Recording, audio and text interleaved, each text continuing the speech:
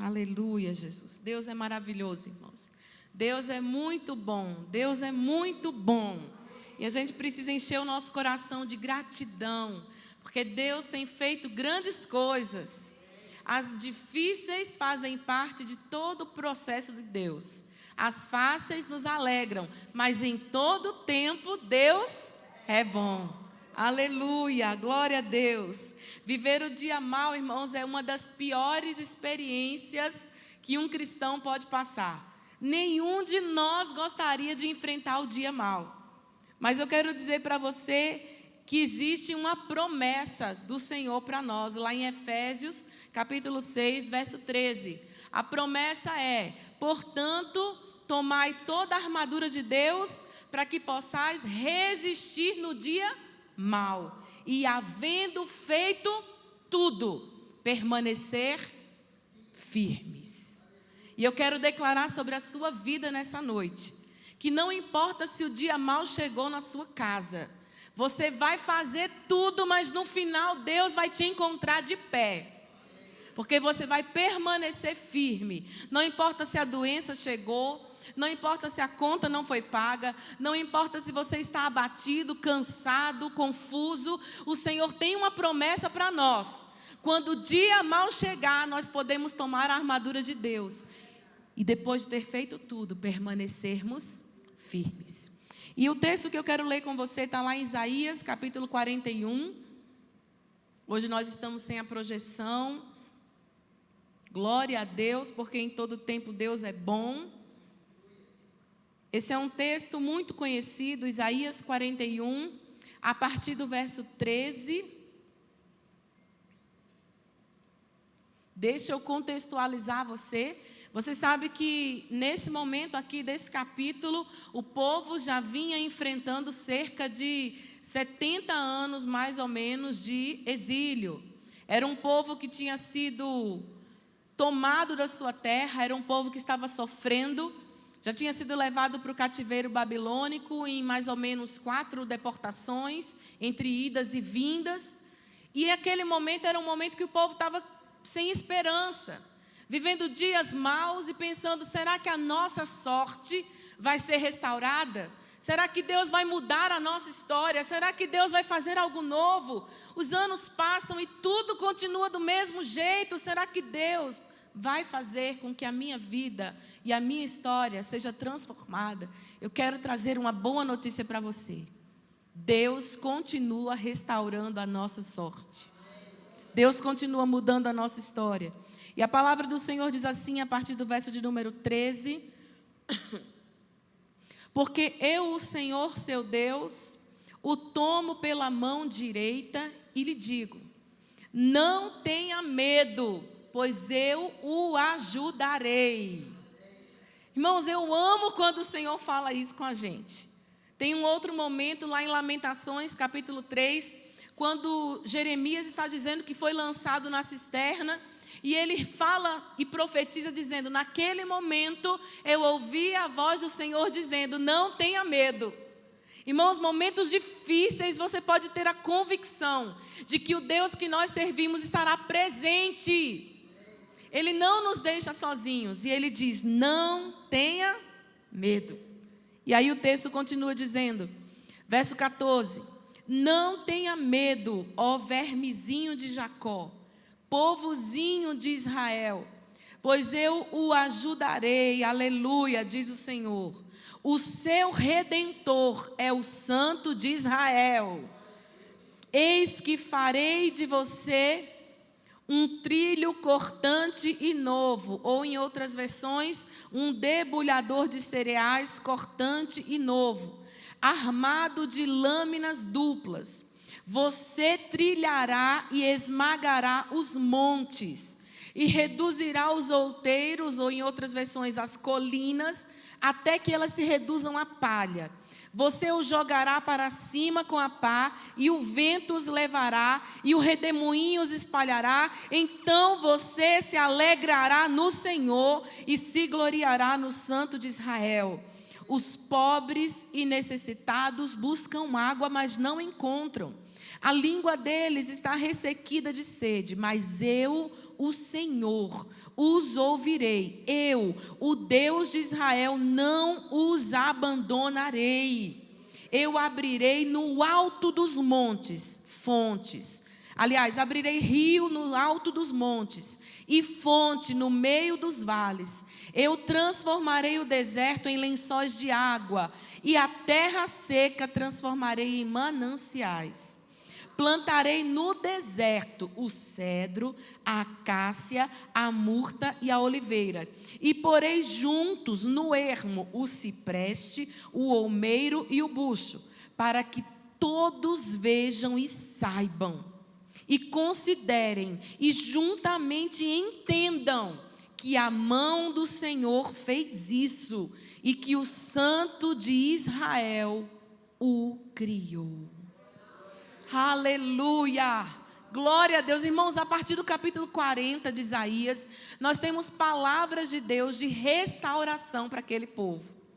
Nós temos palavras do Senhor de que aquele povo antes desolado, antes afrontado, antes abatido, antes solitário, irmãos, eles estavam cativos. Não havia esperança de uma terra própria. Não havia esperança de saírem do cativeiro. Não havia esperança de uma reconstrução. Mas o Deus de Israel, como disse o pastor João, é o Deus que não precisa de ninguém para criar o novo. Ele cria sem que o novo exista. Ele cria qualquer coisa, irmãos, a partir de uma palavra da boca dele. Então a gente não precisa ter medo. Diante do dia mau, Deus vai revelar para nós quem nós somos e quem Deus é. Olhe comigo o verso de número 13. Quando ele diz: eu sou o Senhor seu Deus, eu tomo você pela mão direita e lhe digo: não tenha medo, porque eu ajudarei. Olha o final do verso 14. Eu ajudarei, diz o Senhor, o seu Redentor é o Santo de Israel. Nós encontramos aí características de quem Deus é. E Deus me trouxe aqui nessa noite para te lembrar quem é o seu Deus. O seu Deus, Ele tem poder, mas também Ele é o Senhor. Ele tem o governo absoluto sobre tudo e sobre todos. Pastora, você não está entendendo, a minha casa está um caos. Eu quero declarar que o Senhor continua no trono governando. Ele continua sendo o poderoso de Israel. Ele diz aqui na sua palavra: eu sou o seu Redentor. Eu sou aquele que olha a sua aflição, te livra da aflição, dá resgate por você. Eu faço na sua vida o que eu quero. Ele começa a dizer: eu sou o Santo de Israel. Eu sou o puro, eu sou o perfeito. Eu sou aquele que tem o comando da sua vida.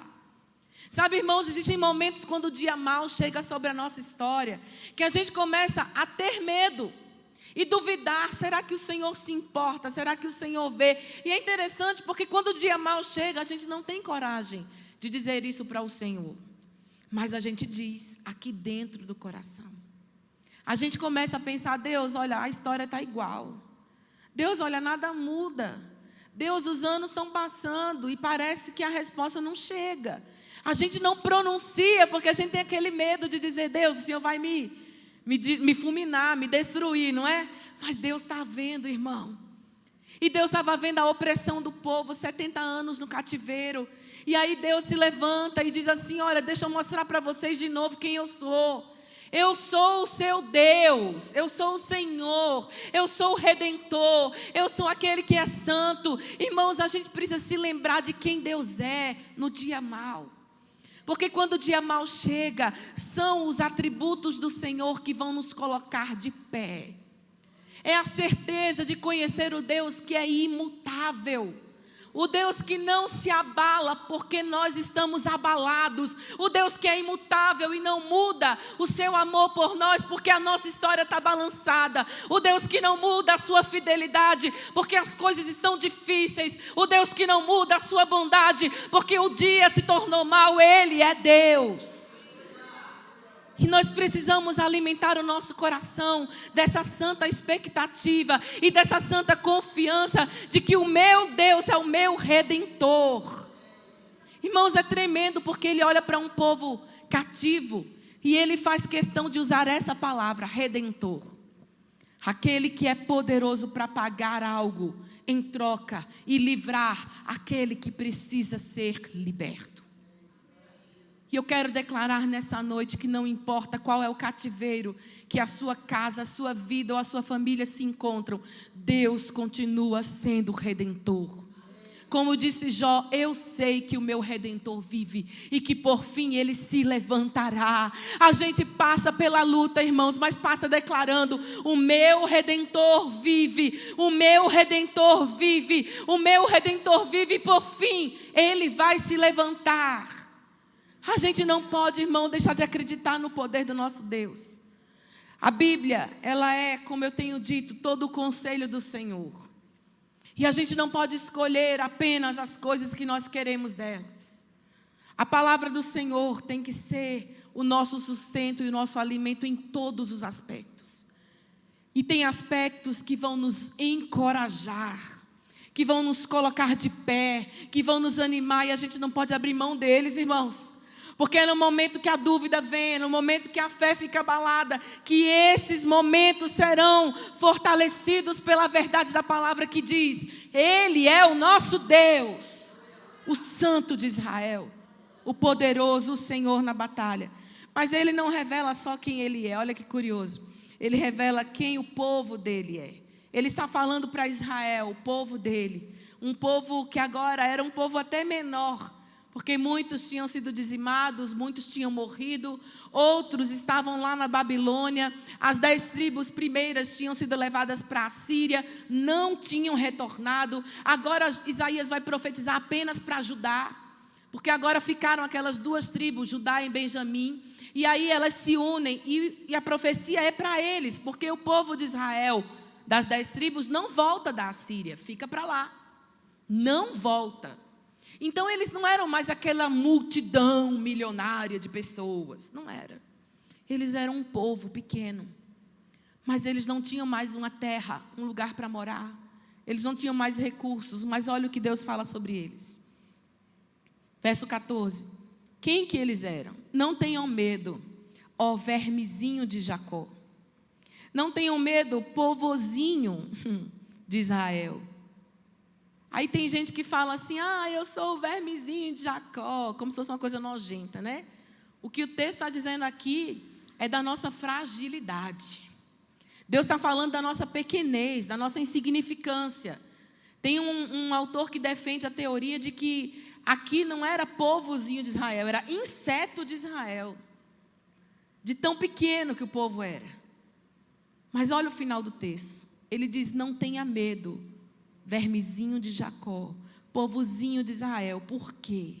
Porque embora vocês sejam poucos, embora vocês sejam fracos, embora vocês sejam frágeis, eu garanto a vocês que eu os ajudarei.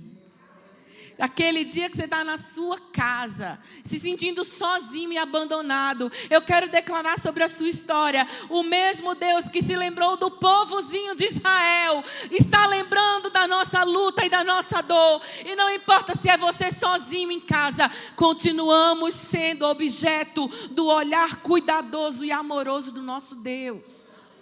Aleluia, Jesus, obrigada, Senhor. Embora pequenos e frágeis, temos conosco o Todo-Poderoso. E diante do dia mau, irmãos, o Senhor cuida em fazer promessas para nós. Sabe quando o pastor João falou: Senhor, que as tuas promessas se cumpram?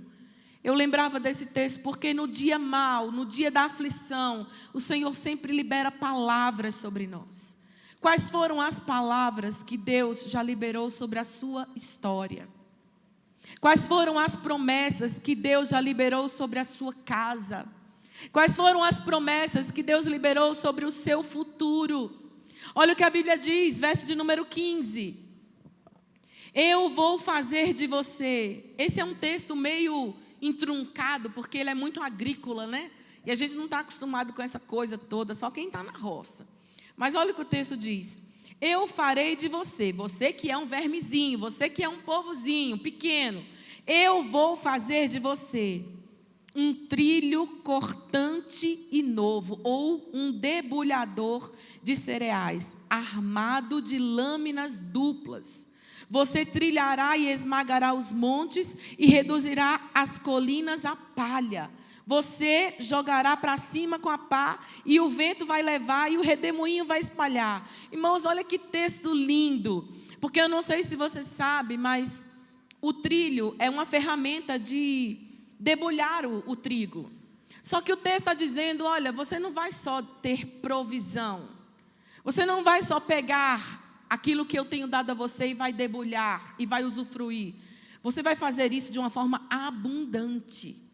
Eu vou fazer de você um trilho cortante com lâminas duplas, ou seja, você vai ter como fazer e fazer mais.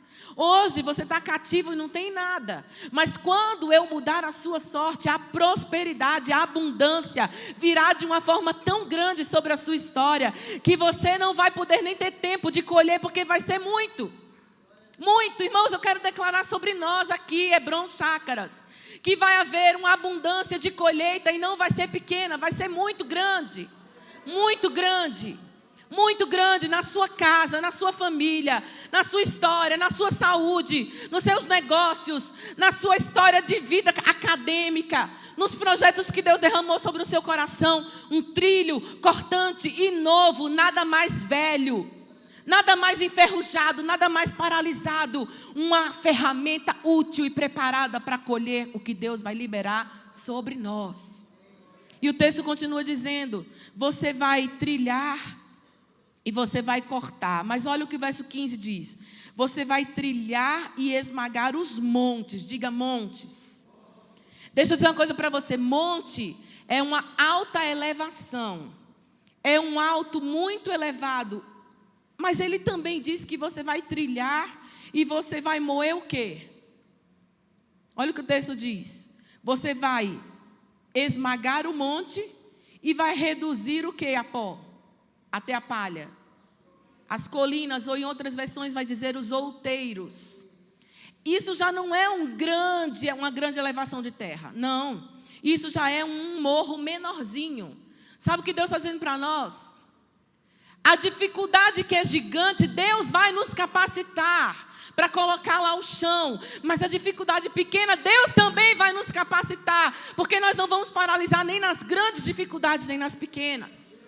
Porque Deus nos fará avançar. Grandes ou pequenas dificuldades são vencidas quando temos o Santo de Israel. Não importa, irmãos, quem nós somos, quem os outros dizem. Todos olhavam para Israel e diziam, povo pequeno, povo fracassado, povo derrotado, povo cativo. Mas Deus olha para o povo e diz, sim, vocês são pequenos, vocês são vermezinho, vocês são apenas o povozinho de Israel. Mas aos meus olhos, quando eu colocar nas suas mãos a habilidade e a capacitação necessária, vocês vão destruir qualquer dificuldade, grande ou pequena. Olha o verso de número 16. Você os padejarás, ou seja, você vai jogá-los para cima com a pá.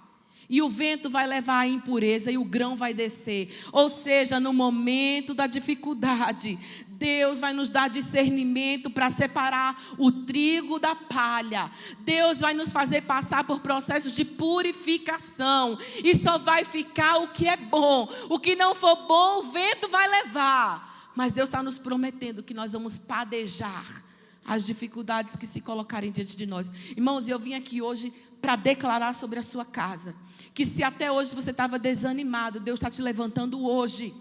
Hoje o Senhor está liberando sobre nós uma unção de capacitação para romper limites e dificuldades. Deus vai nos esticar, irmãos. Deus vai nos alargar, irmãos. Deus vai nos fazer crescer, irmãos. Deus vai nos levar a lugares onde nós não imaginávamos. Mas nós precisamos estar confiados nas promessas dEle para nós. Irmãos, igreja é assim, andar com Jesus é assim. Tem aquele dia que é glória, é vitória, é bênção, é tudo que nós esperávamos. Mas tem aquele dia que vem o dia mau. Quando o dia mau vem, quando a luta vem, quando a perda vem, quando a enfermidade vem e não muda, a gente mesmo amando a Jesus e servindo a Jesus começa a fazer questionamentos. A gente começa a perguntar para Ele, Deus, está demorando, o Senhor não está vendo? Deus, o que é que o Senhor quer com isso? Deus. E aí a gente começa a esmorecer e a desanimar e a perder a expectativa do que Deus prometeu lá atrás. Mas nós não podemos perder a expectativa do que Deus prometeu lá atrás. Porque aqueles que ouvem a voz do Senhor não podem retroceder, irmãos. A gente precisa confiar de que esse Deus nos ajudará em todos os processos. Olha que tremendo, o verso de número 16. Você vai jogá-los para cima com a pá, e você os levará, e o vento os levará, e o redemoinho os espalhará. Verso 16, finalzinho. Então, você se alegrará no Senhor, e se gloriará no Santo de Israel.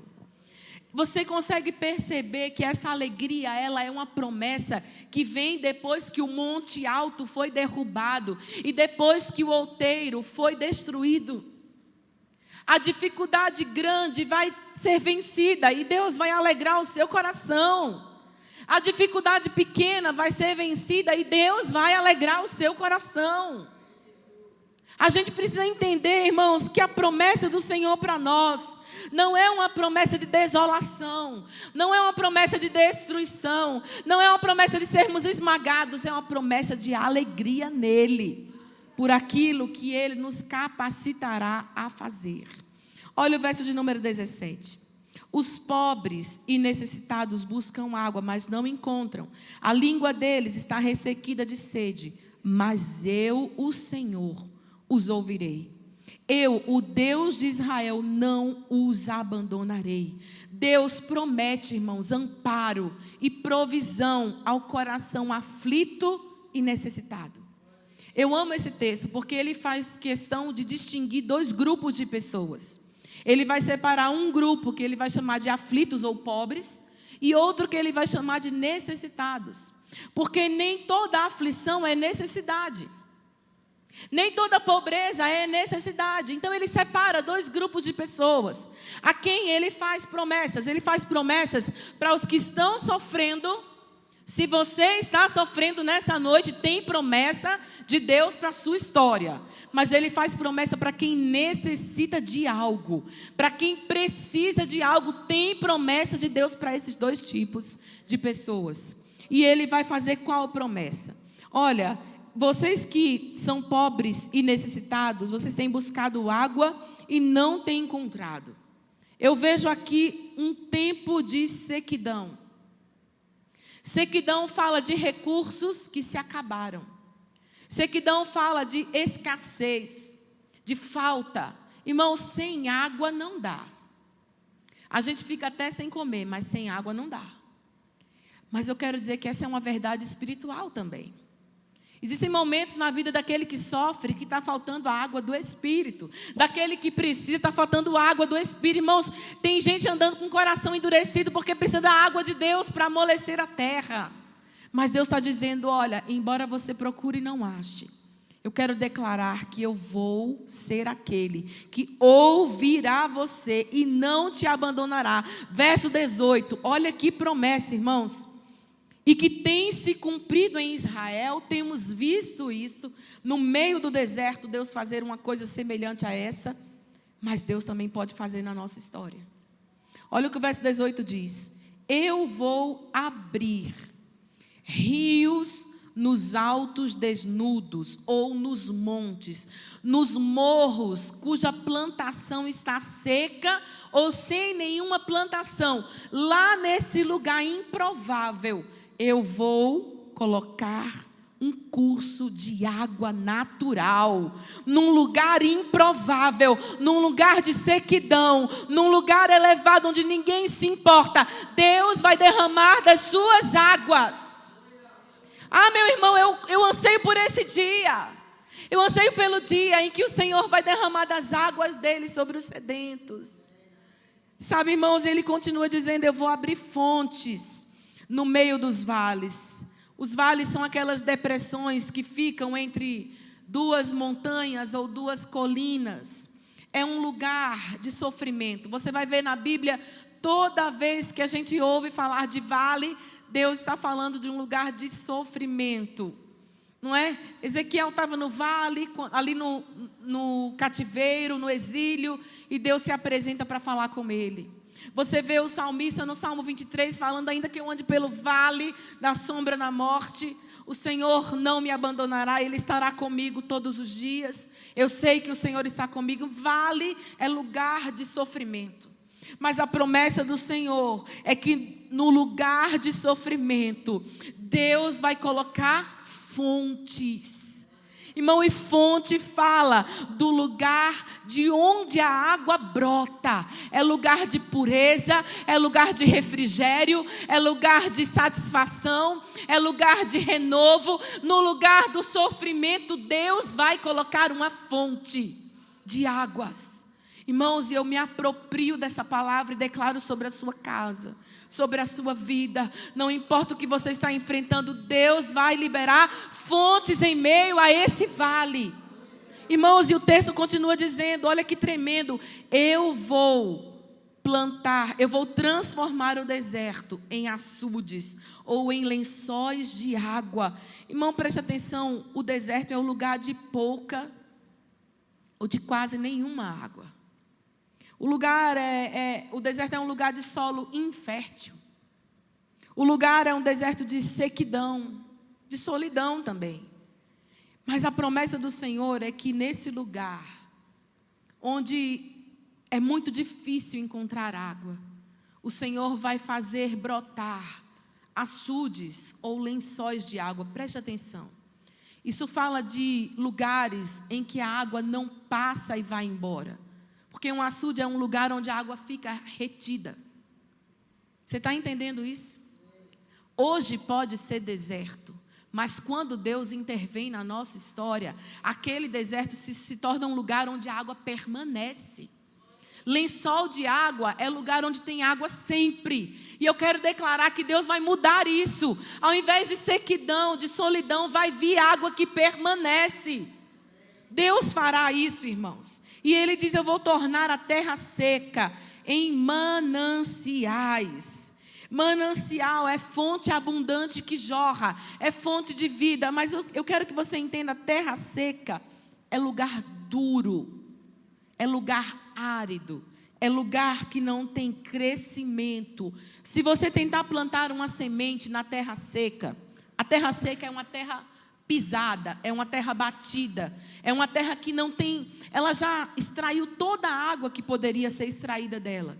Então naquele lugar, se você lança uma semente, ela não consegue penetrar porque a terra não está afofada, ela não está úmida, ela não se abre para receber. E Deus está dizendo que no lugar onde a terra for seca, Deus vai fazer nascer o quê? Mananciais. Irmãos, eu vejo algo poderoso de Deus sendo aplicado a nós aqui. Porque muitas vezes, irmãos, é assim que nós estamos.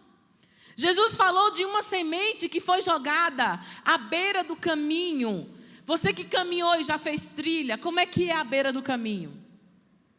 É um lugar pisado, é um chão pisado, é um chão batido, é um chão duro. Por que é um chão duro? Porque muitos passaram por ali e pisaram em cima. Ei, quantas vezes pessoas passaram por você e pisaram em cima, e a terra do seu coração foi ficando uma terra dura, uma terra seca, uma terra fechada que não recebe mais. Mas o Senhor está declarando sobre nós nessa noite: não importa quem passou pela terra do seu coração, não importa quanto duro ficou, Deus vai fazer brotar mananciais. Tem esperança, irmãos, não tem solidão para nós não, tem vida de Deus chegando. Olha o que o texto diz, verso 29.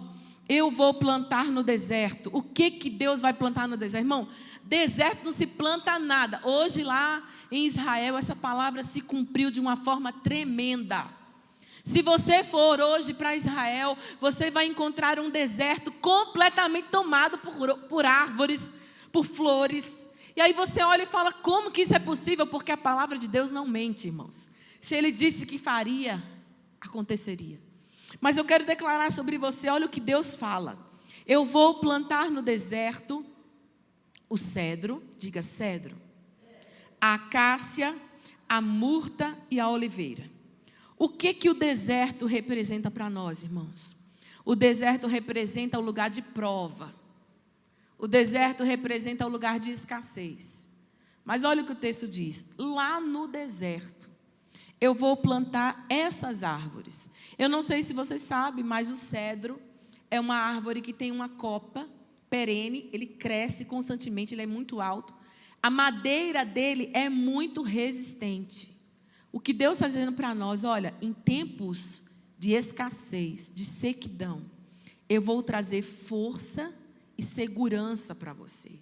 Eu vou colocar lá no deserto o cedro, que representa força e resistência. Eu vou colocar a acácia, que é da mesma família das leguminosas, do feijão, da lentilha. No deserto é lugar onde não se planta nada, mas Deus está dizendo para nós que no deserto Ele vai enviar provisão. Vai ter provisão no deserto. A murta é uma planta que tem flores e arbustos, ela é muito bonita e ela tem um cheirinho agradável. Além disso, ela tem umas grinaldas, assim, quase como que uns arranjos de noiva para entrar, como é que chama? O buquê da noiva. Sabe o que Deus está dizendo? Lugar do deserto é lugar de não ter nada, mas eu vou colocar beleza no deserto. Você vai exalar um perfume maravilhoso no deserto. Irmãos, não tenha medo do deserto. Deserto é lugar onde Deus orna a igreja. Deserto é lugar onde Deus prepara a igreja. Deserto é lugar onde Deus aprofunda raízes da igreja. Deserto é lugar onde Deus libera dos seus aromas sobre a igreja. Deserto não é lugar de morte para quem ama a Jesus. Deserto não é lugar de sofrimento apenas para quem ama a Jesus. É lugar de crescimento, irmãos. E tem promessa de Deus e Ele termina dizendo, olha, lá no deserto, eu vou plantar o quê, irmão? A oliveira. A oliveira, irmãos, é onde a gente extrai o azeite. É onde a gente retira o óleo, que serve para algumas coisas. Para cura, para unção e também para alimento. E aí, por que você está fugindo do deserto? Não fuja do deserto. Existe uma promessa de Deus que virá cura, unção e alimento para a sua vida.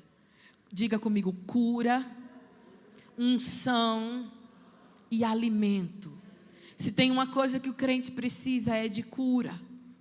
Mas se tem uma coisa que é indispensável é unção, é capacitação, é poder do alto, é renovo do Espírito. E o Senhor está dizendo para nós, olha, no dia mau, no deserto da sua história, eu vou liberar sobre você cura, provisão, unção, alimento. Não vai faltar beleza, não vai faltar perfume, não vai faltar sobre você força e resistência.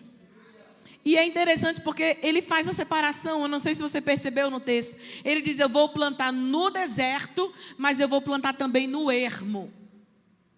Deserto é lugar de escassez, de prova. Mas o ermo é o lugar à parte. É o lugar solitário, é o lugar desabitado. É o lugar sozinho. O que é um lugar a ermo? Quem aqui já viajou e falou assim, eu parei num lugar a ermo? Porque não tinha ninguém lá. Aí você se olhou assim para um lado e falou, misericórdia, tem ninguém aqui. Olha que interessante. Deus está dizendo, olha, tem um lugar que é de prova e sequidão. Mas tem um lugar que o crente passa, que é de solidão. É um lugar solitário. É um lugar em que muitas vezes ele se vê sozinho. E Deus está dizendo, quando eu mudar a história do meu povo, eu vou mudar esses dois aspectos da vida dele. Tanto o lugar de escassez, quanto o lugar de solidão, eu quero declarar sobre você. Deus é poderoso para mudar a sua história de solidão. Porque muitas vezes a gente se encontra nesse lugar, se sentindo em meio a todo mundo, mas sem ninguém. Mas Deus é poderoso para mudar isso. E Ele diz, nesse lugar de solidão, olha que tremendo, acompanhe comigo o verso de número 19, finalzinho dele. 19 no início, eu vou plantar no deserto o cedro, a acácia, a murta e a oliveira. E eu vou pôr juntos no ermo, no lugar de solidão, eu vou colocar o cipreste, o olmeiro e o bucho. O cipreste era uma planta cultivada como ornamento. A casca dessa planta, ela era utilizada para fazer um chá poderoso que trazia cura para problemas renais. Olha que interessante. Deus fala, no lugar de solidão, eu vou colocar o quê? Cura. Deus vai curar a nossa solidão. Deus vai curar o nosso isolamento. Talvez hoje você está aqui dizendo assim, Deus, eu me sinto sozinho. Eu me sinto sozinha. Eu já estive, como canta o Alessandro, né, em outros lugares. Mas hoje eu estou sem ninguém. Mas eu quero declarar que é só um processo, irmão. Deus vai trazer para você o cipreste. Deus vai trazer para você a cura. E ele continua dizendo, olha, tem o olmeiro que eu vou plantar no ermo. O olmeiro, diferente do cipreste, ele é uma planta de sustentação.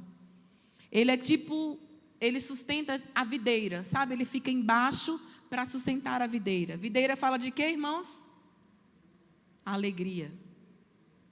Só que esse olmeiro, ele também tinha poder curativo. Preste atenção no que Deus não escolhe nada por acaso, irmãos. Nada na Bíblia está por acaso. Quando ele diz, olha, tem um lugar que está deserto, não tem nada. Lá eu vou colocar o cipreste, porque lá virá cura. Mas eu também vou colocar uma planta lá que sustenta a alegria. E essa planta serve de chá para cura também. Vai vir para nós a alegria do Senhor em meio à solidão. E mais do que isso, ele diz assim, eu vou colocar lá também o bucho. O bucho era utilizado para fabricar instrumentos e ferramentas musicais. Ele era usado para fazer flauta, gaita de fole. Você imagina comigo que o ermo é um lugar solitário. O ermo é um lugar onde não tem ninguém. E Deus está dizendo que vai trazer uma alegria tão grande naquele lugar que vai ter som de música. Irmãos, esse é o nosso Deus. Talvez hoje você olhe para a sua história e você fala assim, Deus, olha, eu sirvo ao Senhor há 30 anos, há 20 anos. Mas a minha história hoje não é isso. Mas eu quero declarar, irmãos, que como as promessas de Deus se cumpriram sobre o povo de Israel, o nosso Deus continua sendo o mesmo Deus, o Santo de Israel, que cumpre as suas promessas, que traz alegria onde há solidão, que traz sustento, que traz renovo, que traz cura, que libera sobre nós um tempo de esperança. Então, minha irmã, meu irmão que veio aqui hoje, eu quero dizer para você que Deus preparou esse nosso encontro para que nós saiamos daqui crendo que a promessa do Senhor é infalível. E existe o verso de número 20, olha que tremendo. O verso de número 20 diz assim, eu vou fazer isso, para que todos vejam e saibam, e considerem, e juntamente entendam, que a mão do Senhor fez isso, e que o Santo de Israel criou todas essas coisas. Irmão, não vai ser a minha força, não vai ser a sua força, não vai ser o meu braço nem o seu braço, não vão ser as nossas limitações ou a falta delas, não vão ser os nossos recursos abundantes ou a ausência de recursos. Vai ser a mão poderosa do Senhor. E pessoas vão se levantar, irmãos. E a sua vitória vai ser vista por todos ao seu redor. Eles vão perceber que a mão do Senhor, o seu Deus, agiu em seu favor. O Senhor, irmãos, Ele não esquece de nós. O Senhor, o nosso Deus, Ele não nos abandona. A palavra do Senhor que nós lemos, diz aí, eu o ajudarei e não o abandonarei. Eu os ouvirei, o Deus de Israel, não os abandonarei. Eu vim aqui, irmãos, para dizer para nós, nessa noite, todos nós, a começar em mim, que nós continuamos a servir um Deus que não nos abandona. Nós continuamos a servir um Deus que não nos deixa sozinhos. Eu quero convidar você a ficar de pé no seu lugar nessa hora, porque Ele está trazendo sobre nós um tempo de vida e de esperança. Um tempo em que nós vamos rejeitar as mentiras de Satanás sobre a nossa mente, que dizem que há tantos anos você está no mesmo quadro, nada mudou. Então as coisas permanecerão, essa é a sua sina. Irmãos, Deus me fala ao coração de pessoas que ouviram tanto isso. Eu tenho que me acostumar com isso mesmo, porque vai ser assim até o dia de Jesus voltar. Eu quero quebrar essa palavra em nome de Jesus. Não vai ser assim até Jesus voltar. Você não vai morrer no deserto. Você não vai ficar no deserto. O deserto para nós cristãos é lugar de passagem. Não é lugar de permanência. É difícil, eu sei que é difícil. Mas Deus vai plantar e vai fazer florescer coisas novas no nosso deserto. E no ermo também. Por isso, nessa hora eu quero convidar você a dar a mão a uma pessoa que está do seu lado, só uma pessoa. E nós vamos clamar uns pelos outros nessa hora. Para que esse aparente deserto, para que esse aparente ermo, essa solidão que nos alcançou, ela seja transformada pelo poder de Jesus. Ele continua trabalhando, irmãos. Ele continua sendo Deus. Mesmo quando a gente se sente como o vermezinho de Jacó, como o povozinho de Israel, nós vamos entender que as promessas de Deus são infalíveis, imutáveis, e elas se cumprem sobre nós. Pai Santo, nessa noite, Senhor, nós queremos dizer a Ti que continuaremos confiando que o Senhor é o mesmo Deus que cuidou do seu povo Israel. O Senhor é o mesmo Deus que proveu para eles tudo o que eles precisavam. E as nações ao redor deles olharam para o que o Senhor fez e disseram: como é possível isso ter acontecido? Deus, eu quero declarar nessa noite que os homens olharão para a Tua igreja, olharão para cada um de nós e dirão: como foi possível? Como eles saíram desse buraco, como eles saíram dessa luta, como eles foram levantados dessa forma, Senhor. Porque o Senhor é o nosso Deus, o Senhor é o nosso Redentor, o Senhor é o nosso braço forte, o Senhor é aquele que nos ajuda, o Senhor é aquele que nos impulsiona, o Senhor é aquele que nos levanta, o Senhor é aquele que não nos abandona, que não se esquece de nós.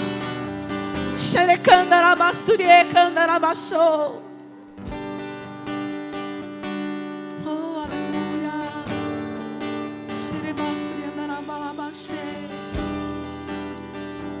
Estás aqui, movendo entre nós. Te adorarei, te adorarei. Estás aqui, mudando destinos. Te adorarei, te adorarei. Estás aqui, operando milagres. Te adorarei, te adorarei. Estás aqui, transformando nossas vidas. Te adorarei, te adorarei. Meu Deus é Deus de milagres, Deus de promessas, caminho no deserto, luz na escuridão. Meu Deus, esse é quem Tu és. Meu Deus é Deus de milagres, Deus de promessas, caminho no deserto, luz na escuridão. Meu Deus, esse é quem Tu és. Estás aqui. Oh, aleluia, Jesus. Tu estás aqui, Senhor, nessa noite.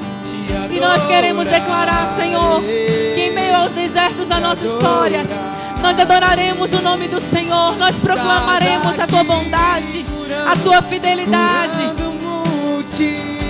Levante suas mãos e diga: te adorarei,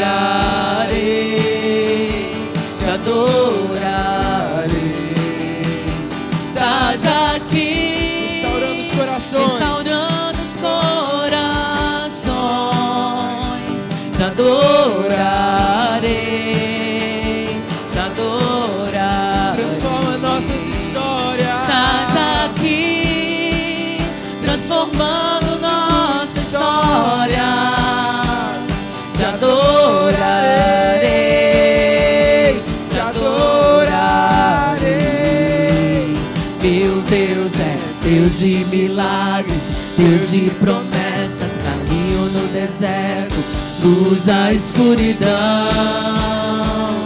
Esse é quem tu és.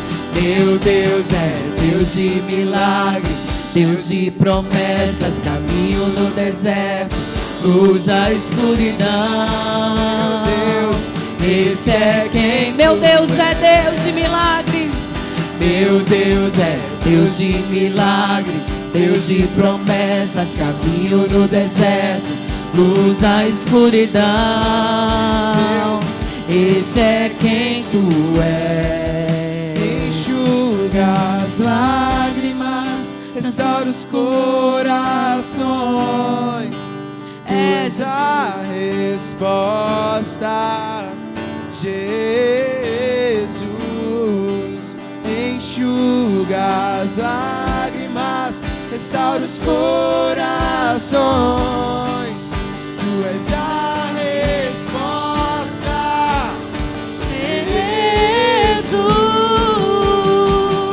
Meu Deus é Deus de milagres, Deus de promessas, caminho no deserto, luz na escuridão.